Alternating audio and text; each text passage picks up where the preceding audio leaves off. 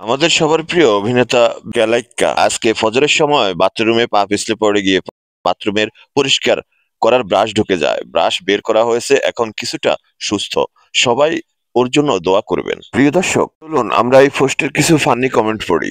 এত বড় বেজ্জতি, আরা সিটাইঙ্গা বদ্দা হদ্দে ব্রাশই আনলো দাঁত মাজন গই। আরেকজনে বলতেছে পুরা ঢুকে গেছে নাকি। আমার এক ভাই বলতেছে ছবি কে তুলছে। শিফু ভাই বলতেছে আপনি ভাই যেভাবে উপস্থাপন করছেন তার মান সম্মান তো সব খেয়ে ফেলেছে। এই উপস্থাপনাটা শুনে আমার হাসি পায়। আমার প্রিয় জামাল ভাই বলছে শেষে ভাইটাকেও রেহাই দিল না। আজিজ ভাই বলছে ব্রাশটা নিলামে তুলতে হবে। তরিক ভাই কইতেছে ওইটা যাতে না ছেড়ে করি। আনসারি ভাই কইতেছে ভাগ্যিস বাথরুমে বাঁশ ছিল না।